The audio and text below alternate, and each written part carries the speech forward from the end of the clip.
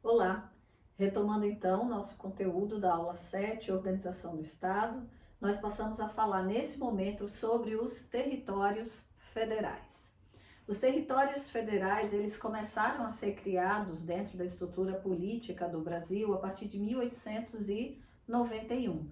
O primeiro território federal que nós tivemos foi o do Acre, que ele foi adquirido, uma região adquirida pelo Tratado de Petrópolis, de 17 de 11 de 1903, né?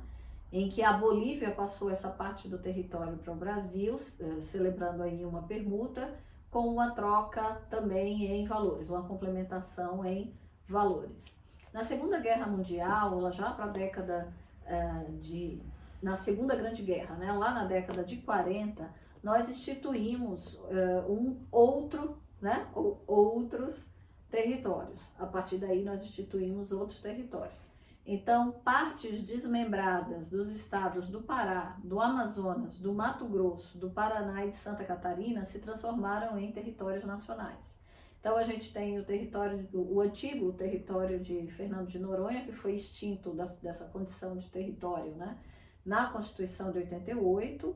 Hoje ele foi reincorporado ao estado de Pernambuco. Nós tínhamos o território do Amapá, que foi transformado no estado do Amapá, também pelo artigo 14 do Ato das Disposições Constitucionais Transitórias da Constituição de 1988.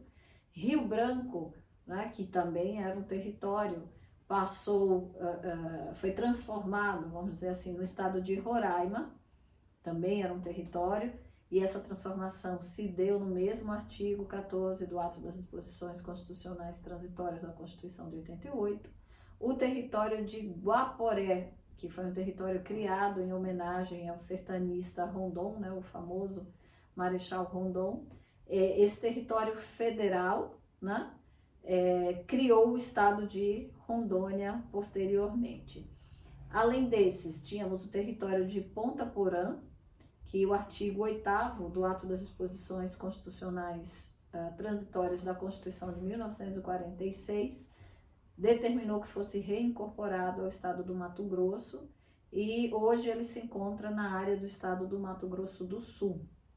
O antigo território de Iguaçu, também no artigo 8º do Ato das Disposições Constitucionais Transitórias da Constituição de 46, determinou que ele fosse reincorporado aos estados do Paraná e de Santa Catarina. Então, a história política do Brasil, ela é marcada com a criação, né, e a desconstituição também de vários territórios. Nada impede que novos territórios sejam criados, né?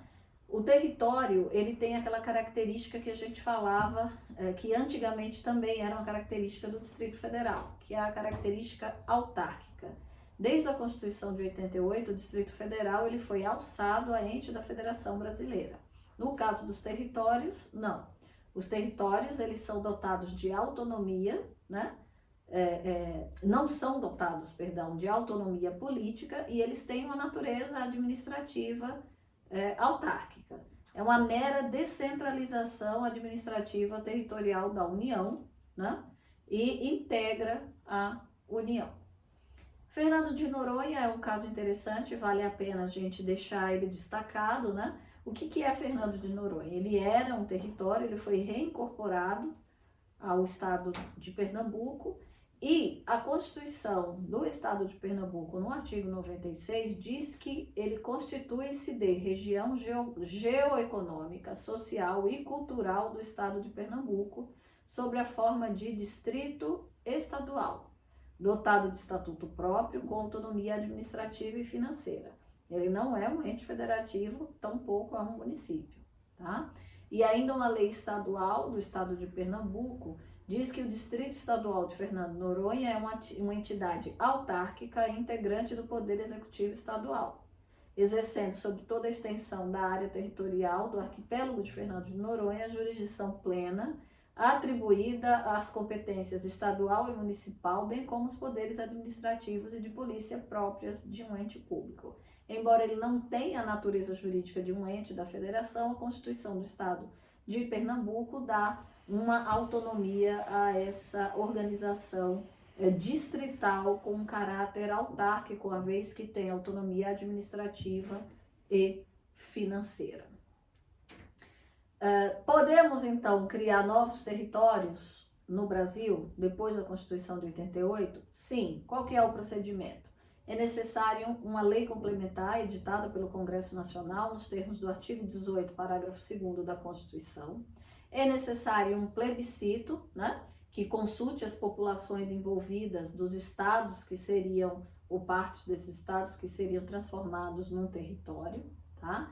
E o artigo 18, parágrafo 3º da Constituição, ele diz que os estados podem incorporarem-se entre si, subdividirem-se, desmembrarem-se para se anexar a outros ou para formar territórios. Então, todo aquele procedimento que eu expliquei de cisão, fusão, desmembramento de estados para a criação de outros estados, aquelas regras, né, valem para a formação também de território.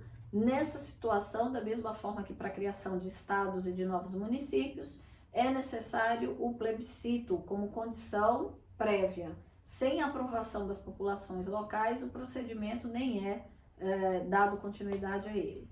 Então, o Congresso Nacional, né, por meio de lei complementar, ele convoca esse plebiscito e por meio de lei complementar, ele faz o início do procedimento da criação de um território.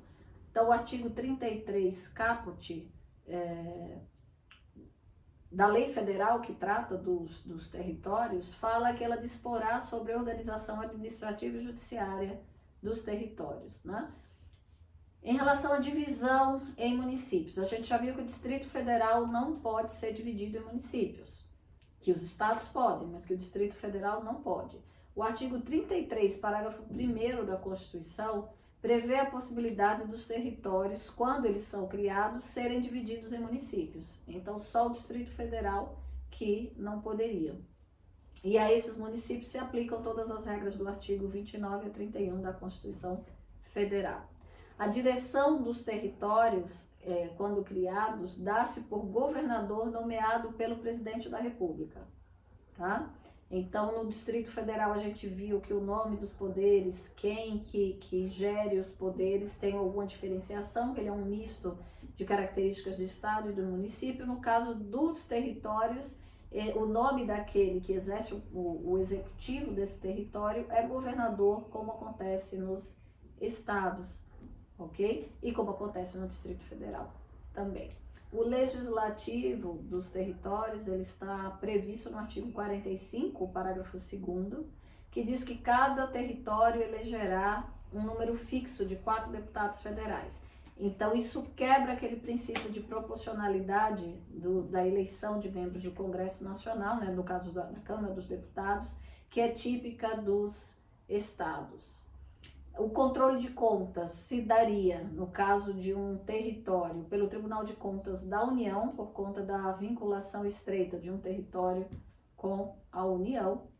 O Judiciário, o Ministério Público e os defensores também são aqueles vinculados à União, né, que seriam os federais, que cuidaria dessa jurisdição. E a Polícia Civil, Polícia Militar e Corpo de Bombeiros Militar dos territórios não atribuiu à União essa organização. Essa organização só é atribuída à União no caso do Distrito Federal. No caso dos territórios, essa atribuição é do próprio território, como acontece com os estados. O Distrito Federal foi uma exceção constitucional. Em relação ao legislativo, a lei disporá sobre eleições para a Câmara Territorial e sua competência deliberativa. Então, veja que no território a gente não fala de Assembleia Territorial, a gente fala de Câmara Territorial. Numa comparação aí, a Câmara de Vereadores que existiria nos municípios, no caso do território, é Câmara Territorial. O sistema de ensino deve ser organizado pela União, né, nos termos do que está no artigo 221, parágrafo 1º da Constituição. Então, com isso a gente encerra território. No próximo vídeo eu tratarei com vocês sobre regiões administrativas. Também não tem autonomia dentro do ente da federação, mas são extremamente importantes quando a gente pensa em organização e execução de políticas públicas. Até o próximo vídeo, fica aí para assistir.